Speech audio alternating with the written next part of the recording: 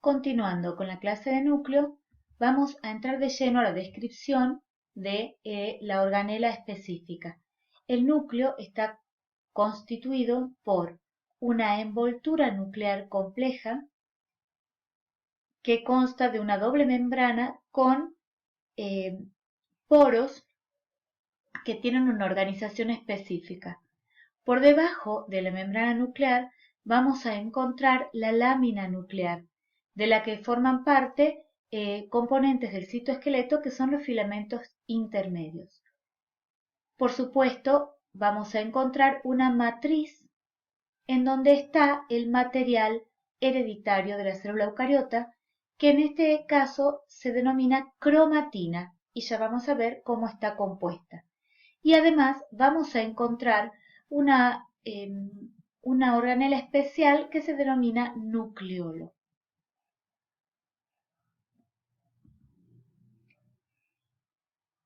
Analizamos la envoltura nuclear.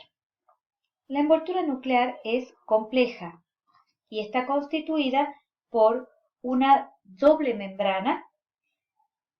En su cara interna va a estar en contacto con la lámina nuclear y en su cara externa puede tener ribosomas adosados. Además, existen los complejos de poro nucleares, que son característicos de esta envoltura tan compleja. El núcleo está delimitado por estas dos membranas concéntricas, interna y externa. La membrana externa se continúa con la del retículo endoplasmático, por lo que hay una comunicación directa entre el espacio intermembrana y el lumen del retículo endoplasmático. Además, la membrana nuclear externa es funcionalmente similar a la del retículo endoplasmático, rugoso, y posee también, como ya dijimos, ribosomas adheridos a su superficie, o sea que constituye uno de los sitios de síntesis de proteína en la célula eucariota. Si bien su composición proteica es ligeramente diferente, ya que es rica en proteínas de membrana que se unen al citoesqueleto y carece de proteínas que mantienen la organización cilíndrica del retículo endoplasmático rugoso. Por el contrario, la membrana nuclear interna tiene proteínas únicas que son específicas para el núcleo, como aquellas que se unen a la matriz nuclear de láminas que veremos más adelante. La función principal de las membranas nucleares es actuar como una barrera que separa el interior del núcleo con el citoplasma. Como otras membranas, es una bicapa fosfolipídica semipermeable que va a permitir el paso de sustancias de manera selectiva. La membrana interna y la membrana externa se comunican, no están interrumpidas, se comunican a nivel del complejo del poro. Este complejo del poro representa un conjunto de proteínas bastante complejo que limita el paso de sustancias. Subyacente a la membrana o a la envoltura, a la membrana interna o a la envoltura nuclear, vamos a encontrar la lámina nuclear, que es una red filamentosa que proporciona soporte estructural al núcleo. La lámina nuclear está compuesta por proteínas fibrosas, denominadas lamininas, junto con otras proteínas asociadas. Estas lamininas son un conjunto de proteínas de los filamentos intermedios que ustedes han visto como componente del citoesqueleto. Estas proteínas, cuando tienen algún defecto, pueden ocasionar diferentes enfermedades con distintos niveles de gravedad, como por ejemplo la enfermedad de distrofia muscular o la progeria. Los filamentos intermedios van a dar rigidez a esa membrana nuclear porque son proteínas fibrosas, pero a la vez van a constituir un sitio de unión a la cromatina. interviniendo también en los procesos de regulación génica. Vamos a analizar el complejo de poro. Los complejos de poro no son estables, se generan y se degeneran de acuerdo a la necesidad de la transferencia o el intercambio de sustancias con del núcleo. Los complejos de poro son entonces los únicos canales a través de los cuales pueden viajar pequeñas moléculas polares, iones y macromoléculas, proteínas y ARN desde el núcleo al citoplasma y viceversa.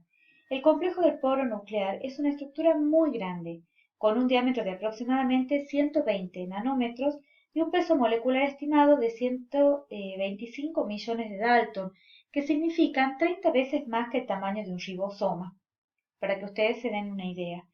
En los vertebrados, el complejo de poro está compuesto por más o menos 30 proteínas diferentes y mediante esas proteínas se regula el tráfico de moléculas entre el núcleo y el citoplasma. O sea que el complejo de poro tiene un papel fundamental en la fisiología de todas las células eucariotas. Las moléculas de ARN que son sintetizadas en el núcleo deben ser exportadas de manera eficiente al citoplasma, donde intervienen en la síntesis de proteínas. Por otro lado, las proteínas necesarias para las funciones nucleares, como por ejemplo los factores de transcripción, deben entrar al núcleo procedente de lugares de síntesis en el citoplasma, además de otras proteínas que sufren un transporte continuo entre el núcleo y el citoplasma. Y lo que estamos viendo en la estructura del poro es que es una estructura bastante compleja, formada por anillos proteicos que tienen además un tapón central que limita el tamaño molecular de la sustancia a transportar, filamentos que se extienden hacia la cara citoplasmática y un complejo de filamentos en forma de cesta con un anillo terminal que van a formar la jaula hacia el lado nuclear y que también contribuye a la selección de sustancias de paso. O sea que la función del complejo de poro es muy importante. Dentro del núcleo vamos a encontrar el nucleolo.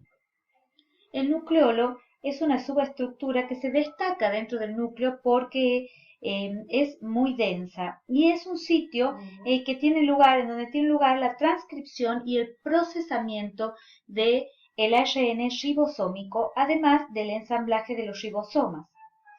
Las células necesitan gran cantidad de ribosomas para poder realizar la síntesis de la enorme variedad de proteínas que se necesitan continuamente.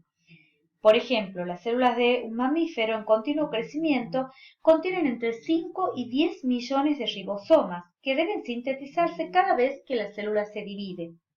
El nucleolo es una fábrica de producción de ribosomas, diseñada para cubrir las necesidades de producción a gran escala de los ARN ribosómicos y el ensamblaje de las subunidades ribosómicas.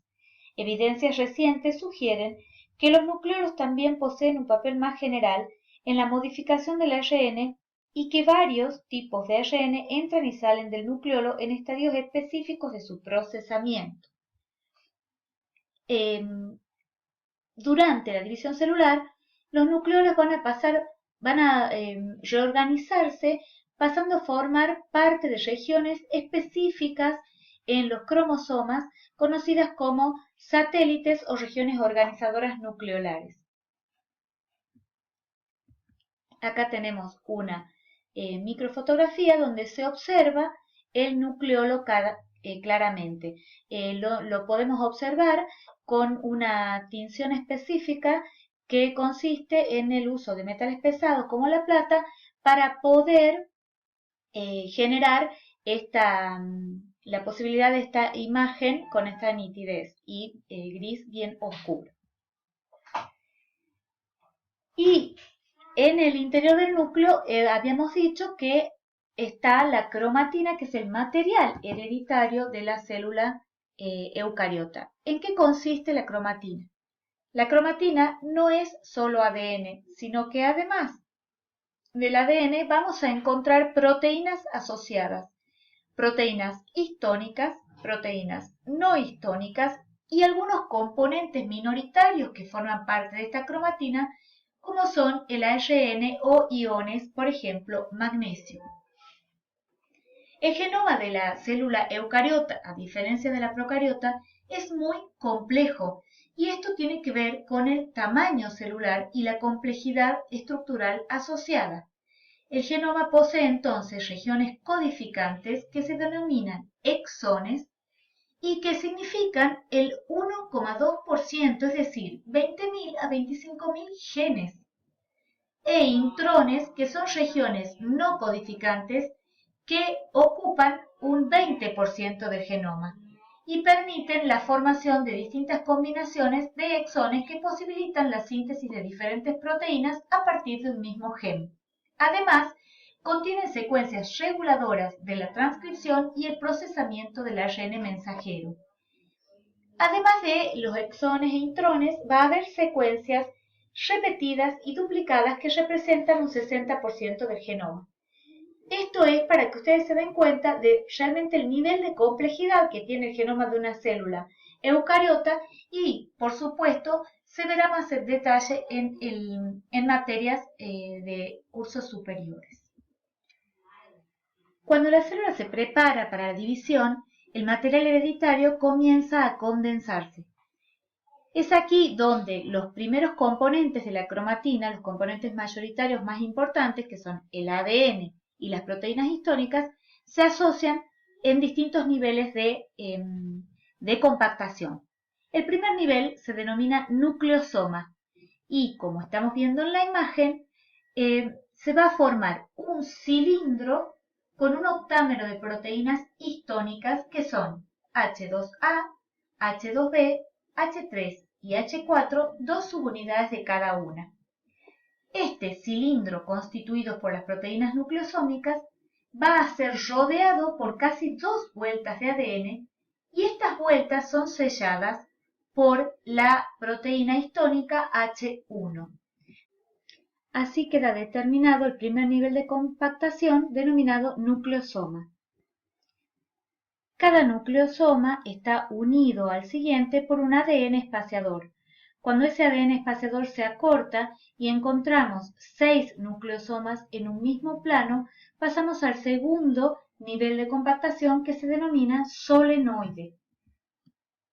Estos solenoides, así constituidos, van a formar bucles o lazos que se van a unir a un armazón de proteínas no histónicas. Acá entra el tercer componente de la cromatina y cada bucle o lazo constituye un gen, es decir, una unidad replicativa. Acá estamos viendo una microfotografía donde está el eje de proteínas no histónicas y los bucles o lazos en todas direcciones. Ese es el tercer nivel de compactación y acá vamos a ir viendo entonces paso por paso en un esquema cómo la fibra de ADN se va a asociar a las proteínas histónicas constituyendo los nucleosomas, y luego esos nucleosomas van a continuar la compactación para formar el solenoide y los solenoides se van a ubicar en forma de bucle o lazo sobre el esqueleto de proteínas no histónicas en el máximo nivel de compactación que constituye el cromosoma. Ponemos diferentes imágenes para que recuerden cómo va ocurriendo este fenómeno complejo y que está tan regulado y coordinado. La compactación de la cromatina no ocurre al azar y tiene que ver con la distribución equitativa de las unidades en las células hijas en el momento de la división celular. El cromosoma metafásico constituye el máximo nivel de compactación de la cromatina y lo vamos a visualizar justamente en metafase, que es una de las fases de la división celular que vamos a analizar en próximas clases. ¿Cómo se caracteriza un cromosoma en la célula eucariota? Tiene elementos característicos. Va a estar formado por 2 cromátidas. Este es un cromosoma donde la información está duplicada. dos cromátidas que son hermanas, que están unidas a través del centrómero, que en este caso está ubicado en una constricción especial que se denomina constricción primaria. Este es un centrómero localizado y que permite a su vez diferenciar dos brazos, 1, 2. También podemos encontrar constricciones secundarias y regiones organizadoras del nucleolo, que es donde el nucleolo se organiza tomando posición de un cromosoma en el momento de la división celular. La zona final de los cromosomas están protegidas y se denominan telómeros. Entonces, vamos a ver que los cromosomas eucarióticos pueden tener la información duplicada en las cromátidas hermanas o bien la información, una sola copia de la información en un cromosoma más sencillo. Y acá volvemos a ver el centrómero ubicado en la constricción primaria, la constricción secundaria que permite separar las regiones satélites u organizadoras del nucleolo, nucleolares también llamadas, y las regiones finales de los cromosomas que son los telómeros y están protegidas de degradación. De acuerdo a la posición del centrómero en el cromosoma, podemos clasificar los mismos. Cuando el centrómero está ubicado más o menos en el centro, permitiendo que la longitud de ambos brazos sea equivalente, el cromosoma se denomina metacéntrico. Si el centrómero está desplazado, dejando un brazo más largo y otro más corto, el cromosoma se denomina submetacéntrico.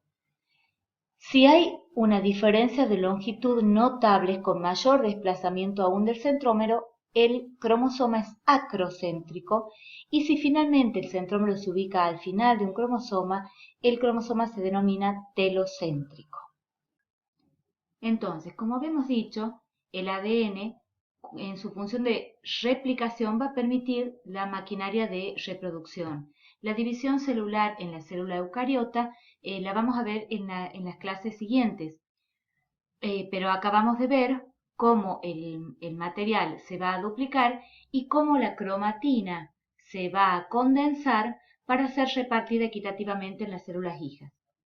Analicemos ahora la otra función del ADN, que es la transcripción, que va a permitir por traducción la síntesis de proteínas y que permite generar la maquinaria de herencia. Entonces, el ADN es el material hereditario que no solo es portador de la información, sino que tiene la capacidad de transmitirla a través de la herencia a las células hijas. Recordemos que los caracteres hereditarios son bioquímicamente proteínas.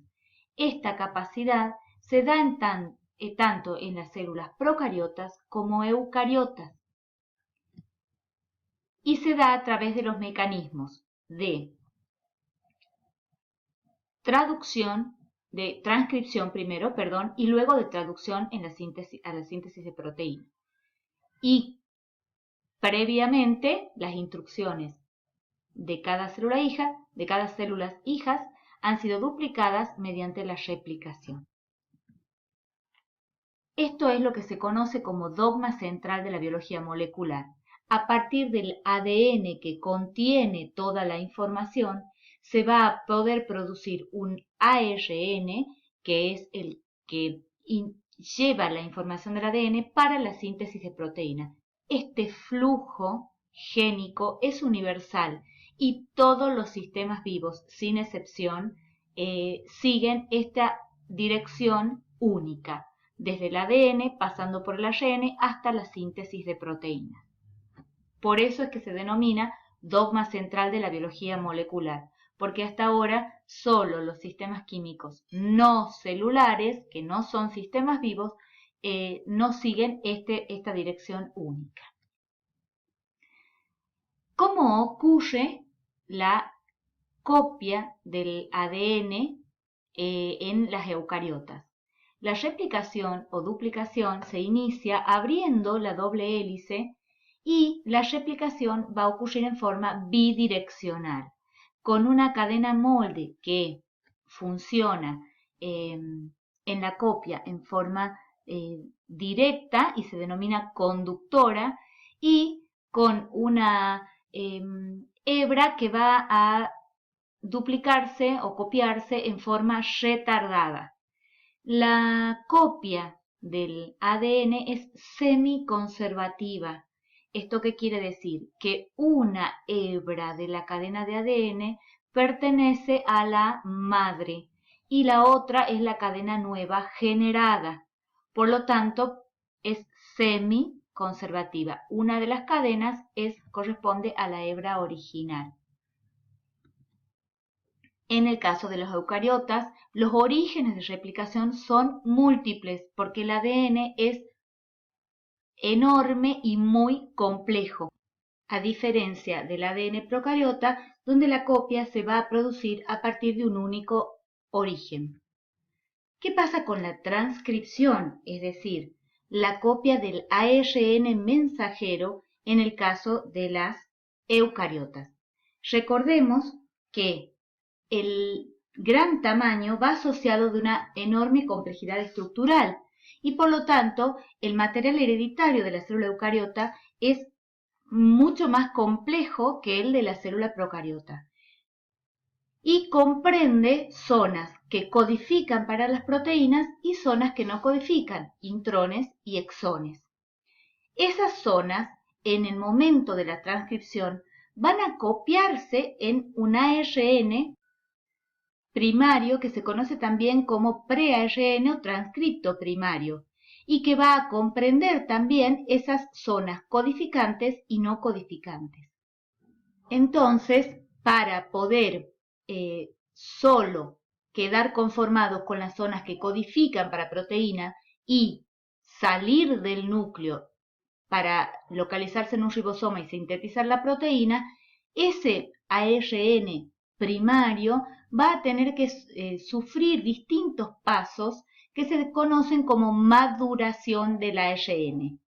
En el caso particular del ARN mensajero, uno de los pasos de la maduración consiste en el mecanismo de splicing o corte y empalme, donde las zonas que no codifican van a ser cortadas, eliminadas y empalmadas las zonas codificantes. Fíjense ustedes que ese ARN transcripto primario que había copiado las zonas codificantes y no codificantes y que tenía enorme tamaño, luego de los pasos de maduración va a conformar un ARN mensajero, una molécula de ARN mensajero mucho más pequeña, solo con las zonas que codifican para proteínas. En el proceso de maduración del ARN mensajero no solo está el corte y empalme, sino que también va a haber una protección del extremo 5' y del extremo, una modificación de los dos extremos, una protección del extremo 5' y una cola de poli A unida al extremo 3'. Una vez que el ARN mensajero está maduro y su tamaño molecular permite atravesar el complejo de poro, entonces va a pasar al citoplasma y se localizará en el lugar de síntesis, es decir, en un ribosoma. En ese momento, el ARN mensajero va a comenzar la traducción a proteína y para ello necesita ensamblarse con los ARN de transferencias. Cada uno es específico para un tipo de aminoácido. Hay 20 tipos posibles de aminoácidos y cómo va a ocurrir la síntesis. Cada ARN de transferencia llevando un aminoácido específico se va a ir tomando su lugar en el ribosoma, ensamblándose a un triplete, o sea, 3 bases complementarias que corresponden a la secuencia indicada en el ARN mensajero. La clave de la traducción reside en el código genético, que justamente es el código que está compuesto por múltiples combinaciones de 3 nucleótidos consecutivos denominados tripletes en el ARN mensajero, los cuales se relacionan específicamente a un tipo de aminoácido de los 20 posibles. Cada unidad de 3 nucleótidos constituye un codón y existen 64 combinaciones posibles, 61 de las cuales son utilizadas para cifrar aminoácidos y 3 para señalar el cese de la traducción o códigos de terminación.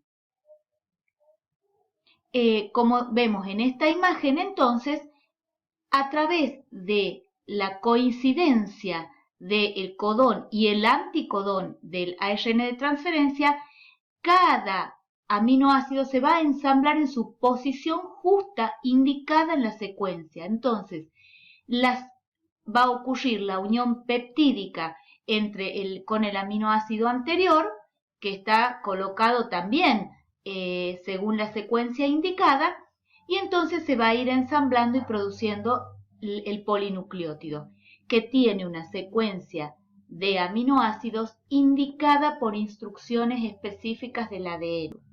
Recordemos el dogma central de la biología molecular, que a partir de las instrucciones del ADN con la traducción del ARN se va a poder sintetizar las proteínas. Y acá vemos el código genético en donde se ve claramente las instrucciones de las 3 letras que se combinan para producir una secuencia específica que indica un aminoácido específico. Por ejemplo, UUU, que corresponde a uracilo, uracilo, uracilo, significa fenilalanina. O por ejemplo, el aminoácido fenilalanina. O por ejemplo, GUU, que significa el aminoácido valina. Y así podemos ver que también existen los códigos de terminación como UGA, UGG, y de esta manera la secuencia en la lectura del ARN mensajero va a producir el polipéptido determinado. Para terminar la clase, recordemos que el tamaño va a tener incidencia directa en la maquinaria de reproducción y herencia. ¿Por qué? Porque está asociado a la complejidad estructural. Entonces, en procariota, la reproducción va a ser más sencilla, de tipo asexual por fisión binaria, y la transcripción se realiza en un solo paso, es decir, la copia del ARN mensajero a partir del ADN molde no va a necesitar los procesos de maduración que explicamos para las células eucariotas y que son mucho más complejos. Y la reproducción en las células eucariotas también va a ser mucho más compleja por procesos de división que son la mitosis y la meiosis, y que es lo que vamos a ver en la próxima clase, cuyo tema a tratar va a ser ciclo celular, o sea, el ciclo completo de la vida. Muchas gracias por su atención.